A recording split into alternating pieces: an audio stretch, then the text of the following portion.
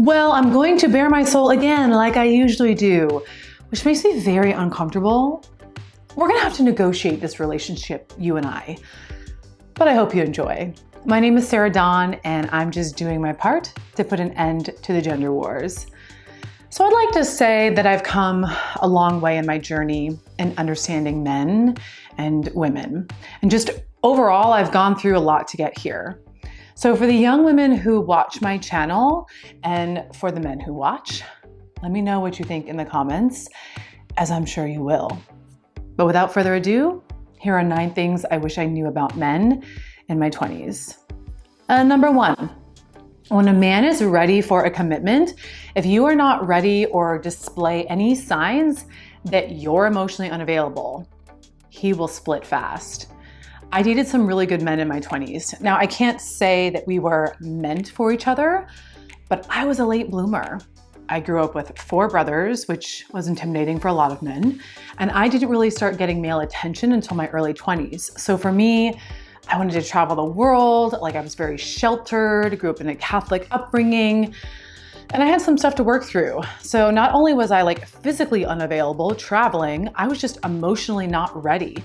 And guys won't wait for you to grow up. They'll find a wife when they're ready.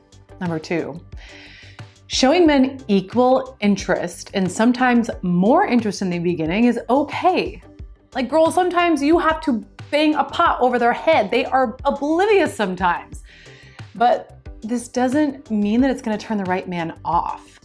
They will be appreciative of you making the effort, and the ones that are scared off by this are typically avoidant or anxiously attached, or they just aren't ready, or they're pursuing multiple women, and that's good information for you to have. But most men really appreciate when a woman initiates, and it doesn't mean that you're going to be, leading the rest of the relationship. That's just some nonsense that society tells you. Number 3, chemistry is a dangerous path to follow. Usually with explosive chemistry comes explosive breakups. What I learned after doing all my work through therapy is that the more chemistry that you have with someone, oh, that shit is dangerous. Now, attraction is one thing, but y'all know what I'm talking about. That trauma bonded, oh, I can't catch this bad boy and tame him and I'll change him. He gonna change for me type of chemistry. In the words of Dixie Chicks, I'm gonna let him fly. Number 4, men are looking for loyalty sisters. So the minute you get in that argument in public or belittle him in front of others, it ain't gonna go well. And that could be the beginning of the end for him. So tread carefully. Number 5, just because they aren't as emotive or say the words like you, it doesn't mean that they don't care deeply. What I know now versus what I knew then is that men tend to fall in love harder than women. And once they commit, oh boy, they are in. Their honor kicks in and they'll protect you even if you're being a big B within reason. Just don't be a big B all the time. But when a man commits, don't question his commitment at every turn. What if he's not writing you poetry like your other boyfriend did, or he's thought about it a lot that he wants to be with you, and if he commits, take his word for it. Number 6, they need us to initiate sex. If you had to beg him to tell you that he loved you all the time, you'd feel insecure and you would begin to doubt your own desirability. Same thing happens for a man. And also, you need to be responsible for your own desire as well. If you aren't feeling it, then suggest, hey, let's go check into a hotel for a couple of days, or let's go to the sexy time store and get a new toy. I've talked to so many men where they are just having to beg their wives or their girlfriends. And girl, an orgasm, that shit keeps you young and healthy. So stop buying all the expensive face cream and get yours. Number 7, they want to have fun, especially with us. Engage in his hobbies. He'll do the same for you.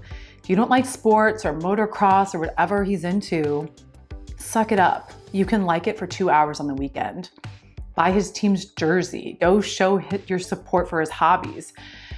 And when you're buying a gift, don't just get a random pocket knife or some dumb trinket he's never gonna use. Get him an experience and go do it with him. It shows that you're being supportive of his passions. And number 8, Not that I did this much, I ain't gonna lie to you, but when I did drink, there were some questionable moments. I don't drink anymore, but I'm human, I've come a long way. Let me just tell you, do not test his loyalty by flirting with other men or keeping men in your Rolodex. Once again, he will drop it like it's hot.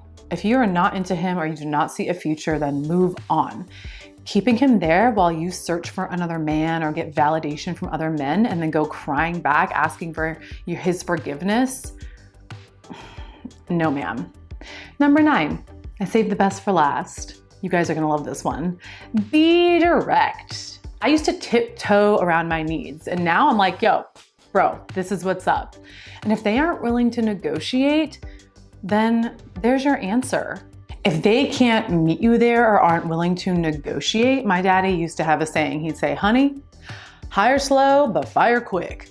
But with that being said, I am solely responsible for expressing my needs. And if he doesn't respond well to that, then it's probably not a good fit. You have to be super explicit with men as to what you're looking for and what that would do for you if he provided that to you. And then you watch. But you can't blame him for not knowing what you wanted if you weren't direct and you didn't say it out loud. Even better is to write it down, write it in a letter and give it to him. Let him process it. Then you can talk about it when he's ready. I actually did that with a boyfriend and it worked amazingly well because he wasn't caught off guard and he had time to really think and process, and he came back with an amazing answer. So let me know what you think in the comments, what you think, and also let me know, what kind of content do you want from me? I just recently went full-time on YouTube, so I really want to provide you all with value on what you'd like to know and learn and improve in your relationships with the opposite sex. So I would love to know in the comments, what are some other topics that I can bring to you? Thank you so much, and I'll see you on the next one.